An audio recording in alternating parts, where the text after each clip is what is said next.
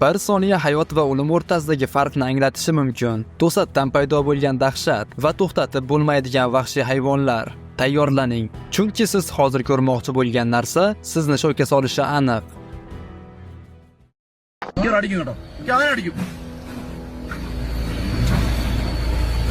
Kaliforniya shtatida bo'lgan voqea kiyik adashib qoldi va shahar aholisini qo'rqitdi.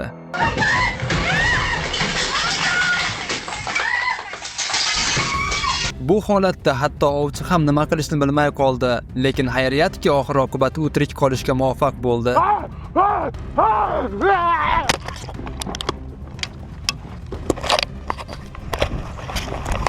Bu kutilmagan fil edi, lekin uning harakati yanada kutilmagan bo'ldi.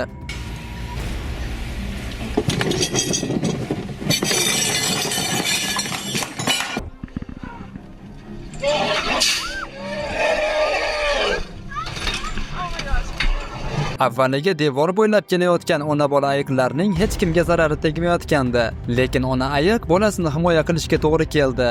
Ayol esa itlarni himoya qildi.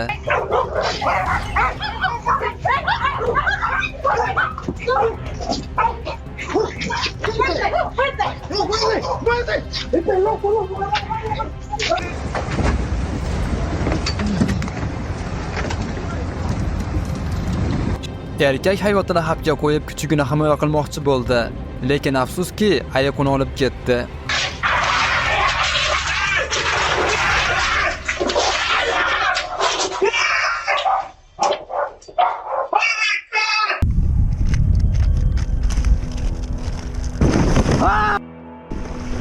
Tasavvur qiling, agar akula qayiq o'rniga dayverning oyog'ini tishlashi mumkin edi.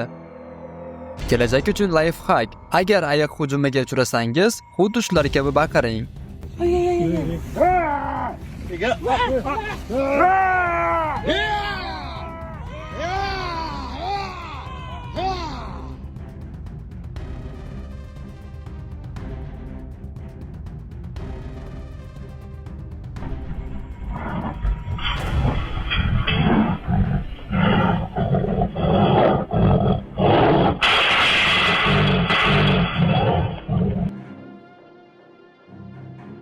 Qorovul ish joyida qandaydir shovqinni eshitib, uni tekshirmoqchi bo'ldi va kutilmagan dahshatli mehmonga duch keldi.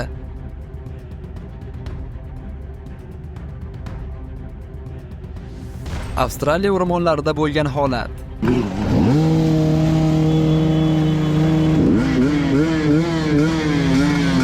Veterinarlar sherni davolab tashlab ketishmoqchi edi, lekin to'satdan sher hushiga keldi, ammo hech kim jabrlanmadi. Bachak,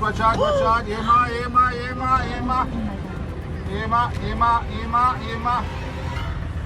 Yesh. Karkidon hujum qilmoqchi edi, lekin odamlarning vahimasi uni ham qo'rqitdi.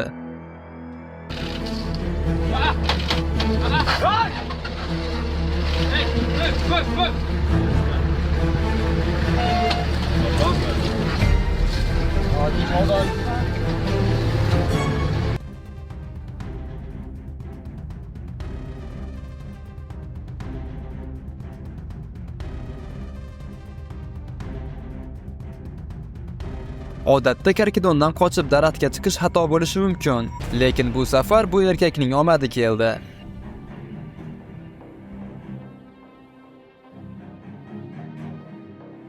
Ko'pincha yovvoyi hayvonlar inson yordamini xavf deb biladi. Bu kadr buning yaqqol isboti.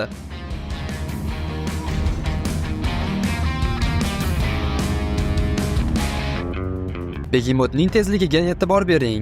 Agar yetib olganda nima bo'lardi?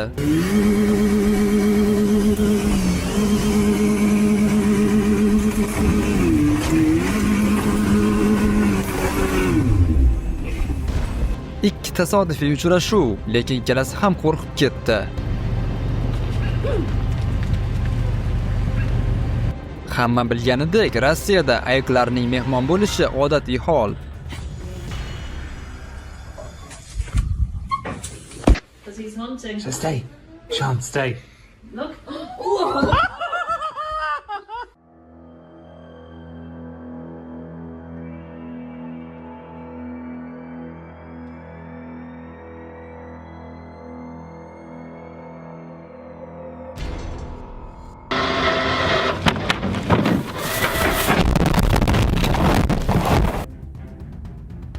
Erkak ham, ayiq ham o'z ishida davom etmoqda. Tasannom.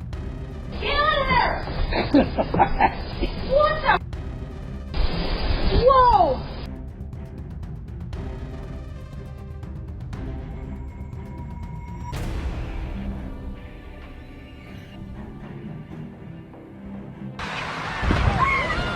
Kadrda kit odamni yutib yuborayotganini ko'rishingiz mumkin. Shunchaki dahshat.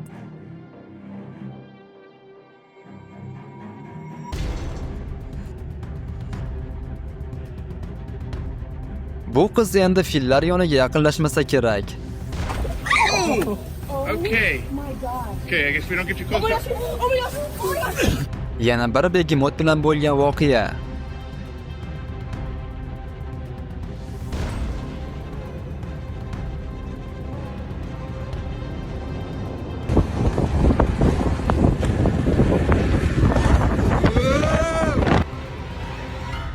Hindistonda sayyohlar avtobusiga fil hujum qildi.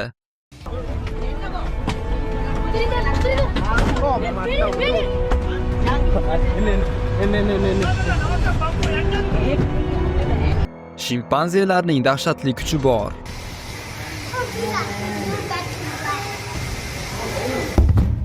Oh man.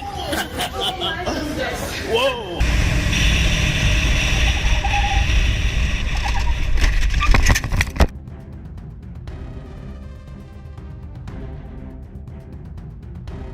Qiziq, suvda nima bo'lishi mumkin? Fikringizni izohlarda yozib qoldiring.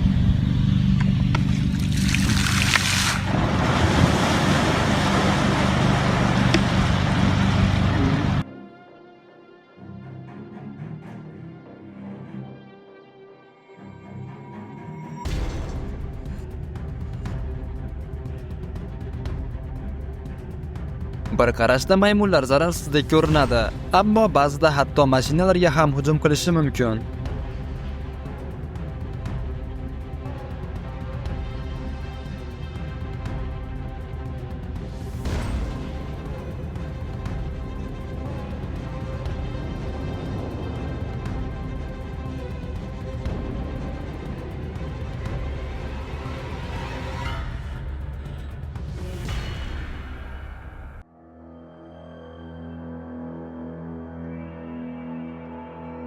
Begemotlar ovqatlanayotganida ularni bezovta qilmagan yaxshiroq.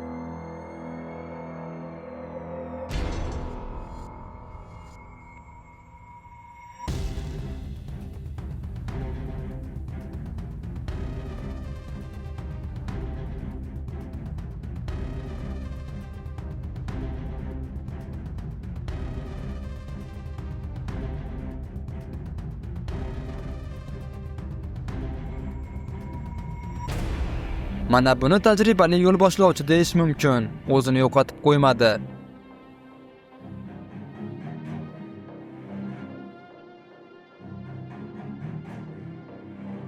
Go'yoki fil ham mashina haydamoqchi.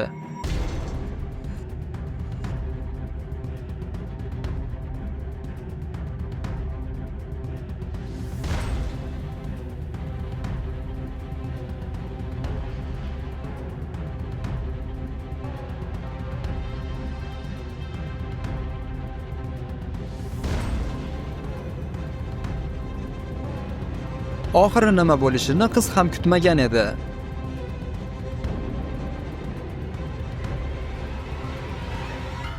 Bu holat savannada sodir bo'lgan. Qonli holatlari borligi uchun YouTube'ga yuklolmaymiz, ammo Telegram kanalimizda ko'rishingiz mumkin. Silka opisaniyada.